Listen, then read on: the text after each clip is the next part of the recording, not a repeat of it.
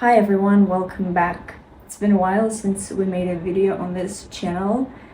Life's been a bit crazy, but let's dive in. Today I want to do a psychological analysis of the movie The Housemaid. The movie looks like it's made for the mass audience and is very simple on the surface, but it actually is a treasure chest of psychological insights that show up in our everyday life. And I think it can be very useful to look at it through this lens. The movie does touch on the psychiatric conditions through the married couple, Nina and Andrew, but we are not going to focus on that today. Instead, we will look at the undercurrents of their relationship dynamics and especially so-called triangle of Nina, Millie, and Andrew. We will talk about the Cinderella syndrome, desire to be saved by a knight in shining armor, and how dangerous it is to choose a partner from a place of helplessness without a healthy emotional foundation, while hoping that someone will just come in and rescue you from your chaotic life.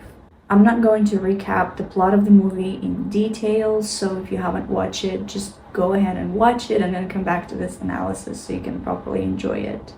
But briefly, first, we meet Millie, a girl with a very troubled past. She's financially vulnerable, she doesn't have a job, she doesn't have a place to stay, and she's sleeping in her car.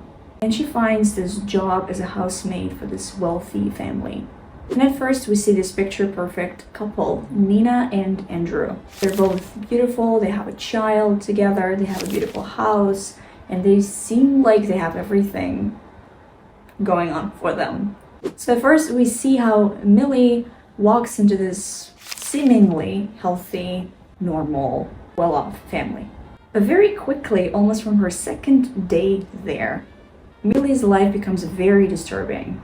Nina, the wife, suddenly flips, and we see very quickly how dysfunctional she really is. It becomes very clear that she is struggling with a mental condition. And today I would like to take that base, again, psychiatric conditions aside, the dynamics of the three people, and kind of see the patterns that we can observe in our everyday life. Probably you have been in a dynamic like this, or you know people who have been in a similar situation. So let's try to figure out what happens here psychologically. So the character of Nina becomes this antagonist at first. She becomes this bad woman. And in contrast, Millie is a good girl with very difficult life circumstances. Meanwhile, Nina has this wonderful, loving husband who, according to Nina's friends, is a hot saint. Next to Nina, Andrew becomes this idealized figure, this perfect man with this crazy wife that just can't appreciate him. And suddenly the story becomes, why is life so unfair? Why does she get a man like this? This is a very dangerous hook that many women fall into, especially if they found themselves in a relationship with this married man who has this crazy wife that doesn't love him or doesn't appreciate him, or at least according to him. It becomes very easy to think that she's this bad woman, but I am good. I can make him happy. I can give him what he has been missing. I can save him. I can give him the great life that he deserves. And this man, he seems so loving, so gentle, almost angelic. And ladies, if that sounds familiar, please be careful. The circumstances might be different, but if you find yourself in a relationship or situationship or whatever you want to call it with a married man, or even with someone who you've just met and who just seems too good to be true, even if they're not married and they're available, but they look too perfect, just pause, slow down, and observe. It's very normal to idealize a partner at the beginning of the relationship because the first stage is always a fusion, emotional merging. But what inevitably comes next is just a question of time, is the reality check. With time, we begin to see the real person that we are with, their fears, their doubts, their weak sides, the real human being. And that might be very unpleasant. It's painful to see your partner for who they really are. That disappointment can be crushing. But this is a life cycle of every partnership or marriage, and this is where the real closeness actually begins. When you choose not the prince that you thought that life had given you, but a real person just like you. The truth is, we are all weak and flawed human beings, and we are beautiful just the way we are. But let's go back to the movie. Very soon we find out that Andrew is actually a bad guy. Spoiler alert. I should have said that before, but he's the one who's orchestrating all these unhealthy dynamics. But at first, Millie can't see it. Why? Because she's not standing firmly on her 2 feet. She is in desperate circumstances and she needs someone to come in and save her. And suddenly, boom, life gifts her exactly that, a prince, a wonderful man that is just perfect for her. And so she becomes happy to be deceived. If you remember, throughout the beginning of the movie, there were moments where she could suspect something or think, reflect. She saw some signs perhaps, but again, she was happy to be deceived. Think about your life circumstances. Were you happy to be deceived at some point, maybe at the beginning of the relationship, where you saw the red flags, where you saw something wasn't gonna work, which you said to yourself, you know what, we're gonna figure it out, or it's like it's nothing, or it's gonna be fine, but inevitably, it slaps you in the face at some point. Very important moment to look back at the very first moments of Andrew and Millie connecting. We have this crazy dysfunctional wife at the background, and we have Andrew, this angelic man who looks at Millie with this warmth in his eyes, and he says that he just wants to be a father, he just wants to have many children. How nice is this? But this is actually a huge red flag. Be very careful if you just meet a man who starts talking about very serious things very early on, like commitment, marriage, children, or your plans ahead of time, like, I've just met you, but I can already imagine, and I can already start imagining us doing things 6 months, a year ago from now.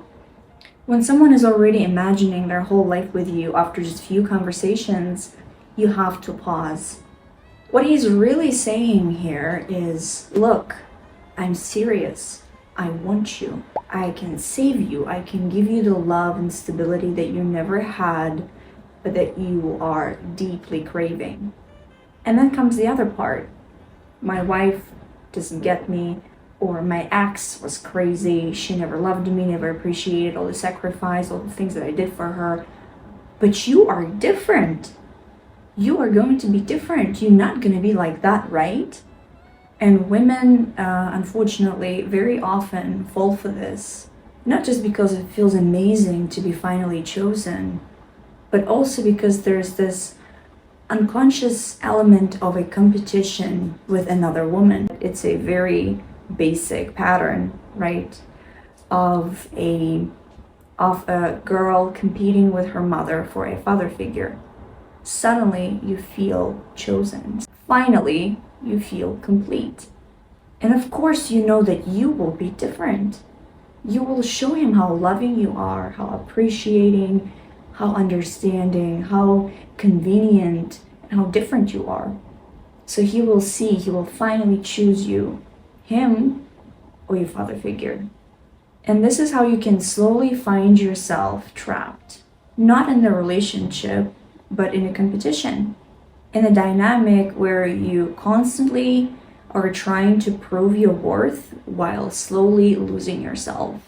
Because when a connection starts from rescue, idealization, or competition with another woman, it doesn't lead to love, a healthy kind. What's really happening underneath is this deep unmet need for a significant adult, an idealized mother or father. Your psyche is trying to replay the old story. He or she arrives, and suddenly replaces everything. They become both mom and dad. They finally see you, they finally choose you, they value you.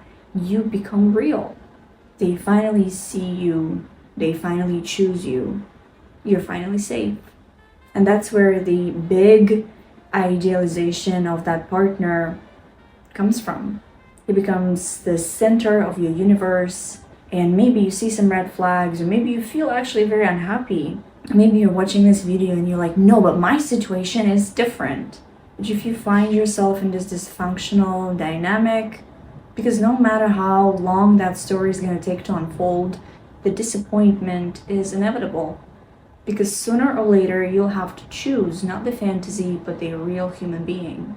Or if you're in a relationship or a marriage, and that moment came and you suddenly realize that your boyfriend or husband is not that prince that you thought he was. And I'm not talking about dysfunctional relationship right now. As I mentioned before, it's a life cycle of every relationship. At first, we idealize our partner and think that they can replace all the unmet needs of us since we were kids. But then the reality comes crashing down and we start seeing a real person, and oh man, that hurts. Because you can think, oh, he's not what I imagined. He's not the man that I met 2 years ago. He doesn't quite live up to it. And instead of choosing the reality, many people, women and men, go back to chasing a prince again, or a princess, a perfect mother or father figure. That never comes. Never comes. But the fantasy always feels safer than the truth. But the real intimacy starts when you stop looking for perfection and you allow yourself to meet someone imperfect just like you. So let's summarize the psychological lessons of this wonderful movie. Number 1, if relationship feels perfect at the beginning, you gotta give it time, space, and careful observation. Number 2, if a man wants to get very close very fast, makes big promises, rushes emotional or physical intimacy, slow down and look more closely. Number 3, very important one, if every ex is crazy, unloving, or ungrateful, pay attention. The story is usually about him. Number 4, be cautious with loud words and grand declarations. Throw a bit of skepticism on it. You don't need to be bitter about it, but be sober. 5, don't go on dates or look for love from a place of emptiness, hoping that someone will come in and save you and give your life meaning. You have to do it yourself. And number 6, we often meet the abusers when we don't have the resources, internal ones. Some women will say, I was at the peak of my life where I met that abuser guy who just completely drained me and destroyed my life. And be honest with yourself. Was your life full on the outside, or were you actually happy, content, healed on the inside? Because these are two very different things. And always remember, the real soul work is not about finding a prince, it's about finding yourself. And I will leave you with this. This movie, The Housemaid, is not about a housemaid and a villain. It's about how quickly we can confuse safety with fantasy, or love with rescue, especially when we are tired, wounded, or longing to be seen. So if this video resonated with you, take it as an invitation to slow down, listen to yourself more closely, and choose a connection from wholeness, not emptiness. Thank you so much for watching and being here. And if you know someone who this video might be useful for, please do send it to them. Take care of yourself, and I'll see you in the next one.